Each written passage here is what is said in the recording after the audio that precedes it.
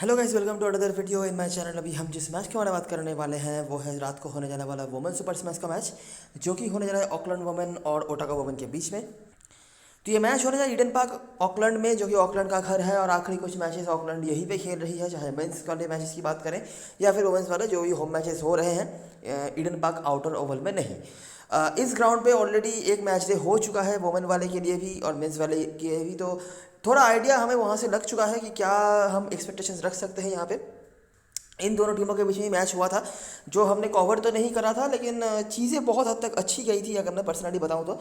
और परफॉर्मेंस जो है ऑकलैंड का किसी भी फॉर्मेट में अगर हम बताएं तो काफ़ी ख़राब चल रहा है इस एडिशन में। स्पेशली एना पीटरसन के जाने के बाद से तो और भी ख़राब होता हुआ चल रहा है इनका परफॉर्मेंस। लास्ट मैच में जो हुआ था इन ओटागो के अगेंस्ट में, वहाँ पर उनको हार का सामना करना पड़ा था और आखिरी 5 में वही एक लौता मैच है जो ऑकलैंड ओटागो जीती है। ठीक है, तो ज़्यादा बातें नहीं करते हैं, वेदर बिल्कुल क्लियर है, यहाँ पर कोई दिक्कत वाली बात नहीं है। स्टार्ट करते हैं इस मैच की एनालिसिस। आखिरी 5 में जैसे मैंने बताया कि ऑकलैंड 5-0 से आगे चल रहे थे, लेकिन लास्ट मैच हारने के बाद वो अभी 4-1 से आगे हैं। तो देखते हैं जब ये दोनों टीमें आमने सामने होती हैं तो क्या होता है आखिरी 5 मैचों की अगर हम बातें करें तो। स्टार्ट करते हैं इस वाले मैच से, 2019 का मैच से, जो कि हुआ था लिंकन में। सूजी बेट्स एक नाम आपको यहाँ पर मिल जाएंगी जो काफ़ी अच्छा करती हैं अगेंस्ट, जब भी वो ऑकलैंड के अगेंस्ट में खेलती हैं। पहले मैचेस के रिजल्ट उनकी सपोर्ट में नहीं जा सकते कि लास्ट मैच में उन्होंने अपने हाथ में ही पूरी सारी जो चीज़ें हैं अपने हाथ में लिया और मैच को जितवाया था रिस्पॉन्सिबिलिटी लेके। अच्छा, तो देखो क्या हो रहा है। ओटागो ने बनाया था 126 रन। केटी मार्टिन सूजी बेट्स, ये कॉम्बिनेशन आपको कई बार दिख जाएगा। पीटरसन जो कि अवेलेबल नहीं है, आर्मस्ट्रॉन्ग अभी रेगुलरली बॉलिंग नहीं कराती हैं, हडलस्टोन और केली। ऑकलैंड ने चेस कर लिया, लीड करा किसने? शशि शाहरी, जिनको करंट स्क्वाड में रखा गया है। देखना पड़ेगा कि उनको खिलाया जाता है या नहीं, मतलब खिलाया तो जाएगा लेकिन देखना पड़ेगा कि इस तरह परफॉर्मेंस वो कर पाती हैं। बाकी लॉरेन डाउन, केटी परकिंस, एमा ब्लैक के 2 विकेट्स रहे हैं। बाकी ग्रिफिथ तो अभी नहीं खेलती हैं ओटागो के होकर। एक लो स्कोरिंग एनकाउंटर था और ऑकलैंड ने काफ़ी इजीली जीत हासिल कर लिया। अगला मैच और पहला मैच जो हम देख रहे हैं ऑकलैंड में, ये ईडन पार्क आउटर ओवल का मैच है, ईडन पार्क का नहीं। ओटावा फिर से उसी रेंज का स्कोर है। इस बार येंसेन जो कि करंट स्क्वाड में अवेलेबल है, इन्होंने बैटिंग से परफॉर्म करा था और मेरे ख्याल से पहले या दूसरे मैच के बाद से वो नहीं खेल पाई थी, ऑस्ट्रेलिया में चली गई थी वो अपने पर्सनल रीजन की वजह से। तो जो भी हो, हडलस्टोन जो इनके रिकॉर्ड्स अच्छे रहते भी हैं ऑकलैंड में, ये कई बार मैं पहले बता भी चुका हूँ। इन्होंने परफॉर्म करा था। बाकी जोनस के विकेट्स रहे हैं। ऑकलैंड ने फिर से चेस कर लिया इजीली। लीड करा किसने? पीटरसन ने, जो मैं हमेशा कहता हूँ कि पीटरसन अगर चलती हैं तो बैटिंग कुछ अलग ही लेवल का दिखता है, जनरली एक वीकर बैटिंग वाली ऑकलैंड का भी। बाकी लॉरेन डाउन लगातार दूसरे मैच में कुछ ना कुछ स्टार्ट दे रही हैं और बाकी सूजी बेट्स की बॉलिंग भी यहाँ पर काम पे आई थी। अगला मैच हो रहा अलेक्जेंडर में। इस बार ऑकलैंड ने पहले बैटिंग करी, फिर से पीटरसन ने स्टार्ट लिया और इस बार काफ़ी लंबा उन्होंने खींचा और रन भी काफ़ी ज़्यादा बन गया 156 का, जिनमें से ब्लैक आपको विकेट टेकर में दिख जाती है, पर किसके कुछ स्कोर्स हैं। जेमा एडम्स जो करंट स्कोर में अवेलेबल नहीं है। ओटागो चेस नहीं कर पाए, फिर भी इंग्लिश के कुछ स्कोर रहा है। केली, हडलस्टोन, पीटरसन, ये कुछ बॉलर्स थे जिन्होंने परफॉर्म करा। सेकेंड लास्ट जो मैच है दोनों टीमों के बीच में, और लास्ट जो मैच हुआ था ऑकलैंड में, ऑकलैंड की बैटिंग अच्छी नहीं रही थी। हालांकि पीटरसन ने अच्छा खेला था, हडलस्टोन ने अच्छा खेला था, परकिंस ने अच्छा खेला था। ब्लैक फिर से आपको दिख रही हैं। बाकी ये कुछ बॉलर्स हैं जिन्होंने विकेट्स निकाला था। ओटागो की बैटिंग उतनी अच्छी हुई नहीं थी लास्ट सीजन, आपको पता ही होगा कि सूजी बेट्स थी भी नहीं उनकी टीम में। पीटरसन बार बार इस फिक्चर में बहुत ही बढ़िया परफॉर्मर के तौर पे सामने आई थी, लेकिन वो अवेलेबल नहीं है। बाकी जोनास, हडलस्टोन ये कंसिस्टेंट रहे हैं और आर्मस्ट्रॉन्ग ने भी यहाँ पर विकेट निकाला हुआ था। और लास्ट जो मैच हुआ था दोनों टीमों के बीच में, इस बार पासा पलट दिया था ओटागो ने। स्पेशली सूजी बेट्स ने कमबैक करा, मतलब इस सीजन में उन्होंने कमबैक करा था और इस फिक्चर में भी उन्होंने कमबैक करा। बेहतरीन पारी खेली, केटी मार्टिन के भी परफॉर्मेंसेस आए। सिर्फ जोनास ने 1 विकेट निकाला था और एक हुआ था रनआउट। काफ़ी लंबा स्कोर खड़ा कर दिया था और पीटरसन भी नहीं खेल रही थी इस मैच पर, तो जाहिर सी बात है बैटिंग ऑलरेडी वीकर था, एक वीकर बैटिंग वाली ऑकलैंड की टीम का, तो वही हश्र हुआ जो होना था। परकिंस और आर्मस्ट्रॉन्ग ने कुछ स्कोर करे। आर्मस्ट्रॉन्ग कभी कभार यहाँ परफॉर्म कर रही हैं जैसे कि आप देख सकते हैं। बाकी कार्सन, ब्लैक, मॉलिलो, ब्लेकली, इन्होंने परफॉर्म करा था विद द बॉल। तो ये रही चीज़ें जो आप नोटिस कर सकते हैं। बहुत ज़्यादा लो स्कोरिंग फिक्सचर यहाँ पे रहा नहीं है। ऑकलैंड का बैटिंग जब पीटरसन थी तब अलग हुआ था, जब पीटरसन नहीं रही तो चीज़ें बिल्कुल भी उनके सपोर्टिव में नहीं रहा। जो लास्ट मैच हुआ था आप नोटिस कर सकते हैं, लगभग हर मैच में ही आपको पीटरसन का परफॉर्मेंस दिख जाता था। पीटरसन देखिए 31, बाकी परकिंस, हडलस्टोन। उसके बाद यहाँ पर भी पीटरसन 68, बाकी परकिंस।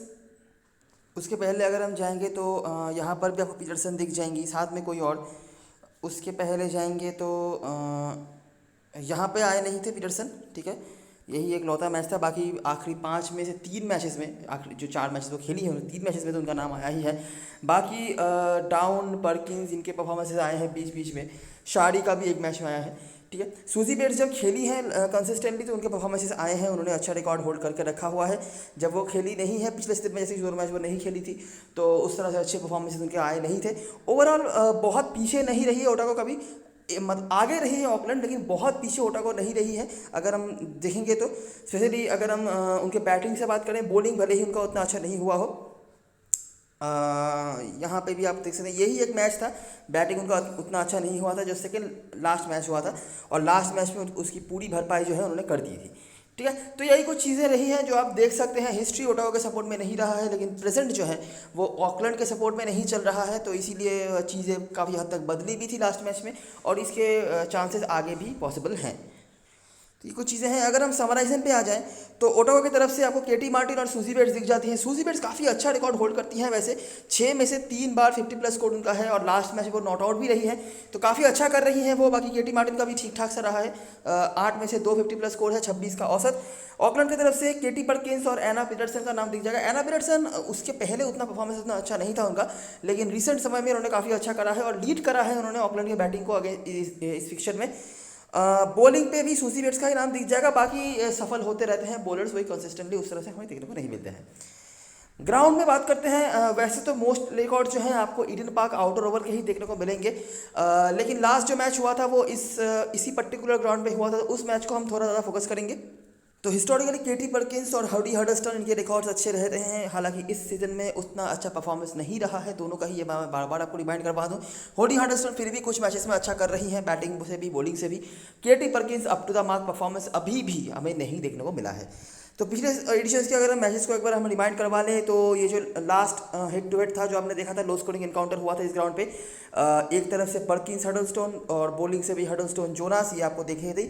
और ओटागो की तरफ से हमें जो देखने को मिली थी जो थी यहाँ से केटी मार्टिन, एमा ब्लैक, कार्सन, ओल्डरशॉ, ये करंट स्क्वाड में। अच्छा, कार्सन और ओल्डरशॉ और ब्लैक, क्लार्सन और ब्लैक, ये दोनों लास्ट दोनों ही मैचेस में विकेट्स ले रही हैं, और कार्सन के बंचेस में विकेट भी हैं। लास्ट मैच में 4, उसके पहले वाले मैच में जो इसी ग्राउंड पे हुआ था उन्होंने 2 विकेट्स निकाले हुए थे, ठीक है। अच्छा जी, चलो बाकी अगर मैचेस को देखेंगे, ऑकलैंड बनाम वेलिंगटन का मैच हुआ, देखो ये हिस्ट्री रहा है ऑकलैंड का, बैटिंग का भी उतना कंसिस्टेंट उनका रहता नहीं है, लेकिन बॉलिंग अच्छा रहता था, और इस सीजन में वो भी नहीं हो रहा है, ठीक है। पर्किंस है, और यहाँ से हडलस्टोन, पीटरसन, जेसी प्रसाद भी उस तरह से up to the mark performance नहीं कर पा रही हैं। लास्ट मैच में जब एरा पीटरसन नहीं थी, आर्मस्ट्रॉन्ग को भी अभी बॉलिंग नहीं मिल रही है, तो इनको बढ़िया तरीके से एक्सपोजर मिला था, लेकिन उस तरह से परफॉर्मेंस उनका नहीं आया है अभी भी। लो स्कोरिंग एनकाउंटर हुआ जहाँ पर ऑकलैंड ने जीत हासिल करा। हडलस्टोन आपको बार बार इनका नाम जो है देखने को मिल जाता है। उसके बाद वेलिंगटन बनाम ऑकलैंड, फिर से देखिए बॉलिंग ठीक ठाक सा रहा, बहुत बुरा भी नहीं बहुत अच्छा भी नहीं। हडलस्टोन, जोनास, बैटिंग फिर से खराब, पर्किंस और आर्मस्ट्रॉन्ग के कुछ परफॉर्मेंसेस है। उसके बाद जो पिछले सीजन का मैच हुआ था लास्ट वाला, नॉर्थर्न डिस्ट्रिक्ट्स बनाम ऑकलैंड, नॉर्थर्न डिस्ट्रिक्ट्स को 103 पर रोक दिया था। पीटरसन, जोनास, पेनफोल्ड, जोनास जो लगभग हमेशा ही अच्छा करती है नॉर्थर्न डिस्ट्रिक्ट्स के अगेंस्ट में। ऑकलैंड 105 रन बना दिया था उन्होंने मुश्किलों का सामना करने के बाद भी, लेकिन पर्किंस और आर्मस्ट्रॉन्ग आपको दिख जाती है। और इस सीजन में जो एक मैच हुआ है जो कि इस ग्राउंड पे हुआ था, पर्टिकुलरली इसी ग्राउंड पे, ठीक है, ऑकलैंड ने बना था 135, डिसेंट स्कोर है, मैं नहीं कहूँगा बहुत ज़्यादा बहुत कम, लेकिन 4 विकेट जब आपने खोए हैं तो आप उम्मीद रखेंगे कि रन थोड़ा ज़्यादा बनेगा, स्पेशली जब आपके टॉप ऑर्डर से एक बहुत ही अच्छा कैरी आउट बैट्समैन आ रही हैं 66 रन बना के। लेकिन चलिए कुछ भी कोई बात नहीं, 135 बना था। हडलस्टोन के परफॉर्मेंस आए थे, कैंटरबरी चेज नहीं कर पाए थे, उसको 1 रन से पीछे रह गए थे। मोली पेनफोल्ड ने यहाँ पर अच्छा परफॉर्मेंस करा था, इनके बारे में हमने फोकस भी करा हुआ था। और इस मैच से ना हमें एक आइडिया लगा था इस पिच के बारे में, और वो चीज़ हमने मेंस वाले में भी काफ़ी हद तक यूज़ करा था। वो था ये कि ईडन पार्क आउटर ओवल से काफ़ी कम यहाँ पे स्पिनर्स के लिए हेल्प है, ठीक है। रन्स वो वैरी कर सकता है, कभी कम कभी ज़्यादा, लेकिन पेसर्स यहाँ पे आपको फुल ऑन फोकस में रखना होता है, और लेग स्पिनर अगर आपके पास है तो वो आप देख सकते हैं। ये शायद वुमेन वाले मैच में उतना ज़्यादा आपके लिए इफेक्टिव नहीं हो, लेकिन मेंस वाले में आप काफ़ी हद तक काम पे लगा सकते हो। पेनफोल्ड के लिए हडलस्टोन ये यहाँ परफॉर्मेंस में आई थी, और पेनफोल्ड अभी भी आपके लिए काफ़ी इंपॉर्टेंस ज़्यादा रखेंगी, क्योंकि अभी जो है इनको ओवर्स मिलने वाले हैं ज़्यादा। ये one of the senior bowlers में से है टीम में, क्योंकि पीटरसन नहीं खेल रही हैं, तो फिर से आपके लिए ये ज़्यादा प्रायोरिटी रख सकती हैं, ठीक है। ऑकलैंड ने यहाँ पर 1 रन से जीत हासिल कर लिया था। विकेट्स बहुत ज़्यादा नहीं गिरे थे, दोनों इनिंग्स मिला के सिर्फ 9 विकेट गिरे, लेकिन ओवरऑल हमें जो है पेसर्स ज़्यादा देखने को मिल गए थे। तो यही सारी चीज़ें जो ग्राउंड से बताने लायक था, हेड टू हेड की चीज़ें मैंने आपको समझा दी हैं। आई होप आपने सही से देख लिया होगा। अभी हम बात करेंगे प्लेइंग यूनिट के बारे में। ओटावा की तरफ से ऐसा प्लेइंग यूनिट आपको देखने को मिल सकता है जहाँ पे मुझे कोई मेजर चेंज होता हुआ नहीं दिख रहा है, सिर्फ हेली जेंसन का इंक्लूजन होगा। हेली जेंसन आने का बहुत बड़ा एक रीज़न मतलब है, ठीक है। देखो हेली जेंसन अगर आ जाती हैं, 4 ओवर्स यहाँ से आएंगे, Emma Black 4 over, Oldershaw 4 over, Carson 4 over, ठीक है। ओल्डरशॉ शायद एक आध ओवर कहीं भी कम हो भी सकता है। तो ये जो 16 ओवर है, इनमें से मिनिमम 14-15 तो आएगा ही। अब ये बताने का मतलब क्या है? ये बताने का मतलब ये है कि केट इब्राहिम के ओवर्स अभी कम हो सकते हैं। याद करो जब हेली जेंसन खेल रही थी तो केट इब्राहिम को उतने ओवर्स नहीं मिलते थे, ठीक है।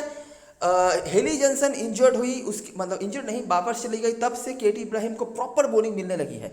हेली जेंसन जो लास्ट मैच भी खेली थी वहाँ पे भी केटी इब्राहिम को बॉलिंग मिली थी, लेकिन वो इसलिए मिला था उनको क्योंकि ऊपर जो बाकी जो बॉलर्स थे उनको रन्स पड़ रहे थे, नहीं तो उसके पहले वाले मैच में भी उनको ज़्यादा बॉलिंग नहीं दी जाती थी। ये मेरा एजम्पशन है, ठीक है। ये गलत भी हो सकता है, लेकिन मुझे ऐसा लग रहा है कि केट इब्राहिम को अब शायद थोड़ा कम आपको बॉलिंग करने को दिख जाए। लेकिन अभी भी मैं कहूँगा कि केट इब्राहिम बहुत इंपॉर्टेंट प्लेयर है आपके लिए। काफ़ी सारे रीज़न हैं, अगर इनको फिर से प्रॉपर बॉलिंग मिलती है तो ये पिच इनको हेल्प कर सकता है। बॉलिंग उतनी अच्छी नहीं हो रही है ऑकलैंड की तरफ से, तो वो उनके बैटिंग में एड कर सकता है, ठीक है। तो चीज़ें सपोर्टिव हैं इनके लिए, बिल्कुल आप देख सकते हैं, लेकिन ये एक पॉइंट है जो आप काम पे लगा सकते हैं, ठीक है। बाकी अगर मैं इंडिविजुअली कुछ बातें करूं, बाकी मॉली लो नहीं है, उनके जगह पर मार्टिना लम्पलू को भी रखा गया है। क्या पता फॉर्मेलिटी के लिए उनको भी एक आध ओवर दी जाए, नहीं दी जाएगी इसकी पॉसिबिलिटी है, तो वही बात है। लेकिन मेरे लिए मेरे 4 बॉलर्स जो मेन मुझे दिख रहे हैं वो मैंने आपको बता दिया है। और अगर मार्टिना लम्पलू या फिर से केटलिन ब्लेकली से एक आध ओवर नहीं करा जाता है तो शायद पूरा ओवर मिल जाएगा। मैं आपको कहूँगा कि आप पकड़ के चलो कि इब्राहिम को पूरा ओवर मिलेगा। मैं बस इतना कह रहा हूँ कि इसकी पॉसिबिलिटी है कि इब्राहिम के ओवर्स कहीं पर कट जाए, सही है। बस यही मैं बता रहा हूँ, और कुछ बातें नहीं हैं। लेकिन हमारे टीम में जो जो प्लेयर ज़रूर से होंगी, सूजी बेट्स होंगी, केटी मार्टिन होंगी, केटी इब्राहिम होंगी, हेली जेंसन होंगी, इनकी बॉलिंग यहाँ पे काम पे आने वाली है। बेला जेम्स, मैं कहना बेला जेम्स बोल दिया मैंने, इमा ब्लैक, ईडन कार्सन को भी हम रखेंगे एक लौते स्पिनर के रूप में। बाकी ओल्डरशॉ अगर आप चाहो तो रख सकते हो, नहीं भी रखोगे दिक्कत वाली बात नहीं होनी चाहिए। अगर बैटिंग फर्स्ट कर रही है ओटावा की टीम तो ब्लेकली को आप ऐड कर सकते हो। ब्लेकली कभी कभार बॉलिंग भी करा लेते हैं, और अगर बैटिंग फर्स्ट कर रही है ओटावा की टीम तो इनके पास बैटिंग भी आ सकती है। चलो ऑकलैंड की तरफ से बात करें तो यहाँ पे कोई मेजर चेंज होता हुआ नहीं है दिख रहा है मुझे प्लेइंग 11 में।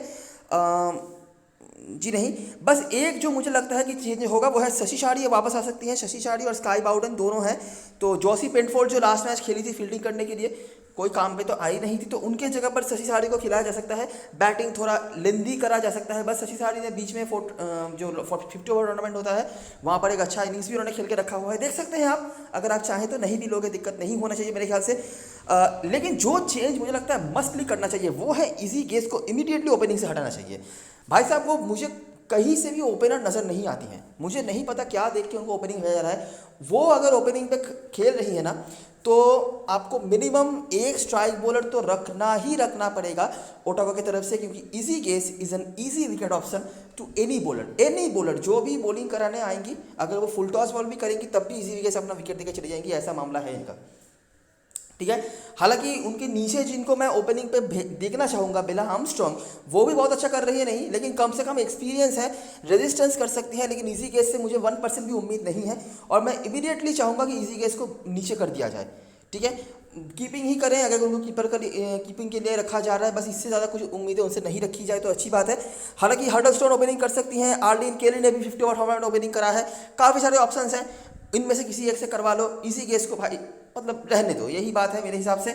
अगर वो इजी गेस ओपनिंग कर रही है, अगर आपको दिख रहा है तो आपको याद करना, आपको पकड़ कर चलना पड़ेगा कि फिर से एक इजी विकेट जल्दी गिर सकता है, एक इजी विकेट तो आएगा ही। बाकी लॉरेन डाउन अच्छे परफॉर्मेंसेस कर रहे हैं, बीच में लास्ट कुछ मैचेस में कंसिस्टेंट रन बना रही है वो, चाहे वो कोई सा ही फॉर्मेट क्यों ना हो, रख सकते हैं हम। इतना कंसिस्टेंट वो पहले कभी रही नहीं है, लेकिन अभी अच्छा कर रही है तो मानना पड़ेगा ही आपको। केटी बर्गिस रिकॉर्ड्स अच्छे हैं, फॉर्म अच्छा नहीं चल रहा है इनका, बैटिंग सेक्शन में है और ले सकते हैं हम अभी भी स्मॉल लीग में, लेकिन कहीं कभार अगर आपको कोई चांस लेना हो, बेटर ऑप्शन आप देख रहे हो तो आप सोच सकते हो। हडलस्टोन उसके बाद है, मस्ट हैव है, कैप्टन फर्स्ट मटेरियल भी है, ये मुझे बताने की जरूरत नहीं है। शशि शाड़ी बैटिंग फर्स्ट में आप सोच सकते हो, वहाँ से ब्लेकली, यहाँ पर शशि शाड़ी, इन दोनों में से आप किसी एक को ले सकते हो अगर आप चाहो तो। उसके बाद आर्लिन केली मस्ट हैव है, जिनको आप छोड़ना नहीं चाहोगे। बाकी बॉलर में से बात करें तो फ्रैंक जोनास रख सकते हैं हम, प्रॉब्लम नहीं है इनको रखने में, ये कंसिस्टेंट पॉइंट स्कोरर है। जेसी प्रसाद, मॉली पेनफोर्ड, दो हमारे लिए काफ़ी अच्छी पंट्स हैं। अभी अगर मैं ओटागो के बैटिंग की बात करूं तो मुझे कॉम्पिटेटिव बेटर नजर आता है उनका batting. As a batting side वो बहुत बड़ी नहीं रही है, लेकिन उनके टीम में काफ़ी एक्सपीरियंस प्लेयर्स हैं, कम से कम मिडिल ऑर्डर में, ठीक है। टॉप ऑर्डर में भी सूजी बेट्स हैं, उसके बाद केटी मार्टिन है, ब्लेकली हैं, जो भी काफ़ी अच्छी बैट्समैन हैं, हेली जॉनसन वापस आ रही हैं। तो इतना इजी मुझे लगता नहीं कि ओटावा का बैटिंग कोलैप्स कर सकता है, लेकिन अगर आपको देखना है कोई पॉसिबिलिटी ऑकलैंड की तरफ से, तो वो पॉसिबिलिटी उनकी बॉलिंग से ही आ सकती है, ठीक है। तो इसीलिए अगर आपको कोई एक्स्ट्रा बॉलर चाहिए, और तो ऑटोमेटिकली आपकी टीम में आर्लिन केली होंगी, हडलस्टन होंगी, एक्स्ट्रा शायद आप फ्रैंक जोनस को भी लेकर चलो। चौथा बॉलर अगर आपको ऑप्शन देखना है, इवन अगर आपको फ्रैंक जोनस की जगह पर किसी को चांस लेना है, तो ये मॉली पेनफोर्ड, जेसी प्रसाद ऑप्शन से है। जेसी प्रसाद अभी तक उतना अच्छा नहीं कर पाई हैं, लेकिन याद रखना इनके पास पोटेंशियल काफ़ी ज़्यादा है, अभी एक्सपोजर भी ज़्यादा मिलने वाला है इनको, और ये बैटिंग भी कर सकती हैं। और फर्स्ट बॉलिंग पे मैं डेफिनेटली कहूँगा कि मॉली पेनफोर्ड, जेसी प्रसाद में से एक तो आपकी टीम में ज़रूर से होना चाहिए, क्योंकि उनको क्रिटिकल ओवर्स में बॉलिंग मिलती है, ठीक है। बस यही बात है। लॉरेन डाउन, केटी पर्किंस, हडलस्टोन और यहाँ से आर्लिन केली, ये चार हो गए। उसके बाद हम सोच सकते हैं जेसी प्रसाद, मॉली पेनफोर्ड और जोनास में से एक या दो को हम लेके चल सकते हैं सिचुएशन के हिसाब से। कैप्टन हसन चॉइस की बात करें ओटागो की तरफ से, केटी इब्राहिम, सूजी बेट्स आपके लिए परसेंटेज कैप्टन बास्केट में आएंगी। उसके बाद केटी मार्टिन, जेनसन का परसेंटेज काफ़ी ज़्यादा हो जाएगा, भले ही अपनी कितना भी कम परसेंटेज क्यों ना हो। कैप्टन शायद लोग अभी नहीं बनाए, लोग शायद इब्राहिम, हडलस्टोन, सूजी बेट्स के आसपास ही घूमे, लेकिन टीम में सबके होंगे। उसके बाद ब्लैक और कार्सन, हडलस्टोन के लिए आपके लिए परसेंटेज में आएंगी, हडलस्टोन काफ़ी लोग कैप्टन हो सकती हैं। उसके बाद पर्किंस और डाउन, रिस्क लेना है, प्रसाद, मॉली पेनफोर्ड जैसे ऑप्शन हैं आपके पास, और फ्रैंक जोनास अगर आप देखना चाहते हो तो इनिशियली ये मेरा बेसिक स्ट्रक्चर होगा। ऑलराउंडर सेक्शन में टोटल मेरे ख्याल से 5 या 6 ऑप्शंस हैं, 3 तो मैंने रख लिए हैं, अभी भी मेरे पास कार्सन है, केली हैं, प्रसाद हैं, 3 ऑप्शंस अभी भी हैं, ठीक है। मैं मेरा पॉइंट ऑफ व्यू बताता हूँ। देखो, हेली जॉनसन और इब्राहिम और हडलस्टोन, ये तीनों मेरे टीम में स्मॉल लीग में कम से कम ज़रूर से होंगी, ठीक है। क्योंकि हेली जॉनसन को रखने का रीज़न ये है, एक तो ऑकलैंड की बैटिंग अच्छी नहीं, उसके बाद इनकी बॉलिंग काम पे आ जाएगी, उसके बाद इनके पास बैटिंग भी आ सकती है, ये दोनों का ही सेम रीज़न है, केटी इब्राहिम, हेली जॉनसन दोनों का ही, ठीक है। अभी जो तीसरा चौथा ऑलराउंडर है वो आपको रिस्क लेना पड़ेगा। अगर आप रिस्क ले पा रहे हो तो पॉइंट ऑफ व्यू ये होगा कि आप जिस ऑलराउंडर को छोड़ रहे हो वो बुरा करेंगी ऐसी बात नहीं है, लेकिन आपके प्लेयर को भी अच्छा करना पड़ेगा। तो वो पॉइंट ऑफ व्यू में आपके पास कौन सी प्लेयर आनी चाहिए, आर्लिन केली आनी चाहिए या फिर जेसी प्रसाद, अगर आप चांस ले पा रहे हो तो। जनता फिलहाल के लिए हेली जॉनसन के जगह पर कार्सन को ले रहे हैं, आर्लिन केली को भी ले रहे हैं, लेकिन पॉसिबिलिटी है कि इन दोनों में से किसी एक को लोग ड्रॉप करें और हेली जॉनसन को कुछ लोग लेके आए। मैं कहूँगा कि कार्सन को हम ले सकते हैं, क्योंकि इनके पास एबिलिटी है। मैं कभी भी कार्सन को ड्रॉप करने का सजेशन नहीं देता हूँ। रीज़न ये है कि इनके पास एबिलिटी है बंचेस से विकेट निकालने का। लास्ट 2 हेड टू हेड में भी इन्होंने अच्छा परफॉर्मेंस करके रखा हुआ है, एक लौता स्पिनर के तौर पर हम इनको ले सकते हैं। तो अगर हम कार्सन को लेते हैं तो जेसी प्रसाद वगैरह कोई ऑप्शन नहीं बचेगा। स्मॉल लीग में हम ये कॉम्बिनेशन ट्राई कर सकते हैं, ठीक है। बड़ी लीग में केटी इब्राहिम आपके पास एक ऑप्शन है, इवन हेली जॉनसन को भी अगर आप चाहो तो कोई चांस वगैरह लेके जेसी प्रसाद जैसे ऑप्शंस की तरफ आप देख सकते हो, लेकिन रिस्क रहेगा वो सोच के ही। बैटिंग में जनता फिलहाल के लिए ब्लेकली के साथ जा रहे हैं, क्योंकि क्रेडिट का भी इशू बन रहा है, तो वो एक बात है। क्रेडिट भी मैनेज करवा सकते हैं आप यहाँ पे प्रसाद को लेके भी, तो वो आप देख सकते हैं अगर आप चाहें तो। ब्लेकली और यहाँ से शशि शारी का भी क्रेडिट हाई ही है, तो 9 क्रेडिट लेके शशि शारी लेने का कोई मतलब बनता नहीं, तो ब्लेकली से ही आप ब्लेकली को ले सकते हो। तो ऐसा कॉम्बिनेशन जो बन रहा है फिलहाल के लिए। यहाँ पे मॉली पेनफोर्ड को मैंने रखा है, लोग शायद किसी और ऑप्शन की तरफ जाएँ, जैसे कि बिल आर्मस्ट्रॉन्ग या फिर ऐसे कोई ऑप्शन की तरफ लोग जा सकते हैं, ठीक है।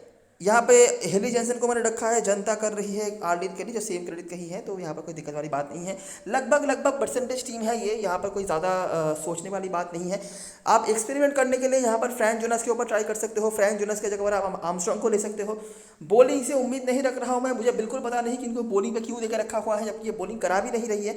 तो इनको अगर आप समझ लीजिए, अगर आप चांस ले रहे हो तो ब्लेकली के जगह पर आप यहाँ पे शशि शारी अगर आप लेना चाहो तो ले सकते हो, ऐसा कुछ कर सकते हो, ठीक है। यही छोटे मोटे चेंजेस हैं, मेजर कुछ चेंज नहीं है। कैप्टन हसन चॉइस की बात करें तो हडलस्टोन बिल्कुल इस ग्राउंड के कैप्टनसी मटेरियल है, जो मैं हमेशा कहता हूं। वाइस कैप्टनसी आप केटी इब्राहिम के साथ जा सकते हो या फिर वाइस वर्सा कर सकते हो। इसके अलावा भी जो बहुत ही यूनिक है कैप्टन चॉइस, जो मुझे पर्सनली लग रहा है कि काफ़ी इफेक्टिव हो सकती हैं, वो हैं एमा ब्लैक। एमा ब्लैक क्यों मैं कह रहा हूँ, देखिए नोटिस करो कि हमेशा ही जो हो रहा है ऑकलैंड की तरफ से कि टॉप ऑर्डर से जल्दी विकेट्स गिर रहे हैं लॉरेन डाउन के अलावा। अभी लॉरेन डाउन भी पास्ट में इतना कॉन्सिस्टेंट नहीं रही है। अगर कहीं पे लॉरेन डाउन जल्दी आउट हो जाती हैं तो इजीली ऑकलैंड की तरफ से जल्दी 2-3 विकेट आपको गिरते हुए दिख सकते हैं। ओपनिंग स्पेल में कौन आ रही है ओटागो की तरफ से? मॉली लो आ रही थी जो कि अभी नहीं आएंगी, तो उनकी जगह पर हेली जॉनसन आएंगी और एमा ब्लैक, तो 2 स्ट्राइक बॉलर्स हमारे लिए आ जाएंगे और इन दोनों के पास ही ईजी विकेट्स मिलने के चांसेस बनेंगे। ठीक है, इसीलिए एमा ब्लैक मुझे लग रहा है। और सबसे बड़ी बात, ये पिच उनको सपोर्ट कर सकता है। रिकॉर्ड्स भी हेड टू हेड के डिसेंट हैं। आप बिल्कुल देख सकते हो ऑकलैंड की बैटिंग अच्छी कभी भी नहीं रही है, अभी भी नहीं चल रही है, तो ये पॉइंट भी इनके सपोर्ट में ही जा रहा है। ठीक है, तो यही कुछ चीज़ें हैं जो एमा ब्लैक को मुझे सपोर्ट करवा रहा है। बाकी देखिए सेफ होगा हडलस्टोन इब्राहिम, अलग देखने के लिए आप हेली जॉनसन और एमा ब्लैक, और कुछ ज़्यादा ही रिस्क लेना है। ठीक है, तो वो हो जाती हैं सूजी बेट्स। इनके इस फिक्चर में बहुत ही अच्छे रिकॉर्ड्स रहे हैं। कुछ दिन पहले ही वो इस टीम के अगेंस्ट में बहुत ही लंबा इनिंग्स खेल के गई हैं, तो काफ़ी अच्छी पॉइंट बन सकती हैं आपके लिए। कैप्टनसी वाइस कैप्टनसी के लिए टीम में सभी रखेंगे। अगर आपको एक्स्ट्रा कुछ एडवांटेज लेना है, अगर वो अच्छा परफॉर्म करती है तो उसके लिए आपको इनको कैप्टन वैसे बनाना पड़ेगा। हालांकि रिस्क रहेगा क्योंकि ऑकलैंड एक बेटर बोटिंग लाइनअप वाली टीम है, लेकिन पास्ट में उनको जिस बॉलर ने सबसे ज़्यादा ट्रबल करा है एना पीटरसन ने, वो खेल नहीं रही है। ठीक है, तो यही बात है। तो ये सारी चीज़ें और सारी एनालिसिस, कुछ छोटे मोटे चेंजेस हैं क्रेडिट सेव करने के लिए जो आप ले सकते हो। अगर वो चल गया तो चल गया, और अगर नहीं चला तो जो हो रहा है वही होगा, मुझे बताने की ज़रूरत नहीं है। तो ये सारी चीज़ें और सारी एनालिसिस वीडियो का पसंद आया हो तो लाइक ज़रूर करना, सब्सक्राइब करना चैनल को। टेलीग्राम चैनल पे ज़रूर ज्वाइन हो जाना, क्योंकि लास्ट मोमेंट पे सारी अपडेट्स वगैरह वही पे आने वाली है। तब तक के लिए best luck for this match at bye for now.